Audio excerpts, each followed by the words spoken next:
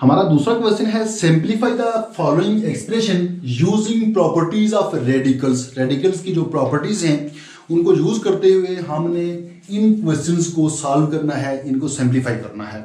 Question number जो हमारे पास 3 है, क्वेश्चन नंबर 3 के हमारे पास 10 पार्ट हैं। इन 10 पार्ट्स को मैं सबको 1 बाय 1 हल करूंगा, सिंप्लीफाई करने की कोशिश करूंगा।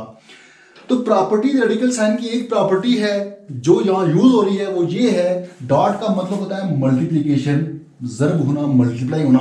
अगर हमारे पास 2 रेडिकल साइन हैं और उनका इंडेक्स सेम है, ये जरूरी होना चाहिए, जरूरी है, ये लाजमी होता है कि इंडेक्स अगर उनका सेम है तो वो आपस में मल्टीप्लाई हो रहे हों तो उनको हम एक ही रेडिकल में लिख सकते हैं, या अगर एक रेडिकल में लिखे हुए हैं तो उनको 2 अलग अलग रेडिकल साइन के नीचे लिख सकते हैं।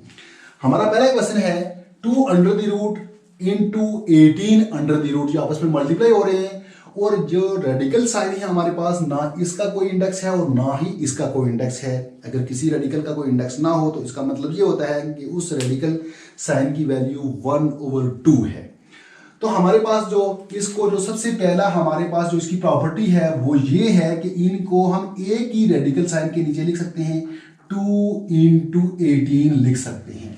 अब 18 के भी फैक्टर बनाएंगे ताकि ये रेडिकल साइन से बाहर आ जाए और हमारी कोशिश ये होनी चाहिए कि पावर जो बने हमारे पास वो 2 में बने, क्योंकि रेडिकल साइन की पावर 1/2 है, इसकी वैल्यू 1/2 है।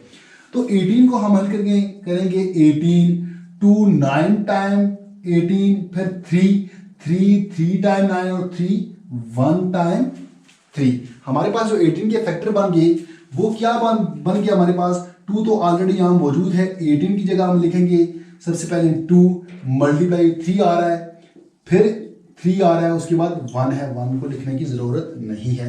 अब हम इसको लिख सकते हैं, ये 2 दफा 2 है तो इसको लिख सकते हैं 2/2 मल्टीप्लाई बाय 3/2। अब इसको क्या करेंगे, हम इनको अलग अलग रूट के नीचे, अलग अलग रेडिकल साइन के नीचे लिखेंगे। क्या हो जाएगा हमारे पास 2 square under the root multiply by 3 square under the root. अब जो इस रूट की वैल्यू है, इस रेडिकल साइन की वैल्यू है, वो क्या आ रही है हमारे पास 2⁻², तो अपना जो इंडेक्स है उसकी वो पावर है, तो जब साइन हटेगा तो उसकी वैल्यू आ जाएगी 1/2। फिर इसी तरह हमारे पास 3 है तो 3 की अपनी पावर जो इंडेक्स है अपनी पावर 2 है, तो रेडिकल साइन जब हटेगा तो इसकी वैल्यू आ जाएगी 1/2। ये 2 से कट जाएगा और ये 2 से कट जाएगा। इसी तरह हमारे पास यहाँ बच गया 2 into 3 is equal to 2 3 times 6।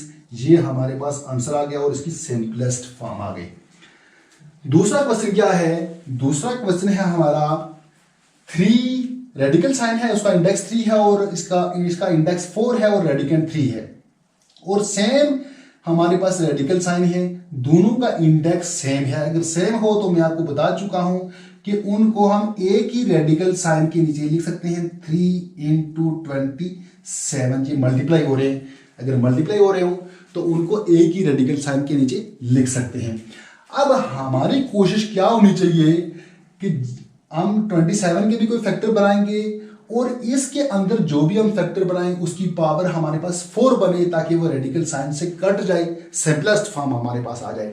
तो हमारे पास क्या होगा, 27 के जो फैक्टर बनेंगे वो 2 से तो ये डिवाइड नहीं हो रहा, ये 3 से होगा। 3 9 टाइम 27, फिर 3 टाइम 9 और फिर इसके बाद 3 1 टाइम 3। अब इसको मैं दोबारा से लिखूंगा, इंडेक्स 4 3 ये वाला 3 हो गया और 27 की जगह मैं लिखूंगा 1 2 3।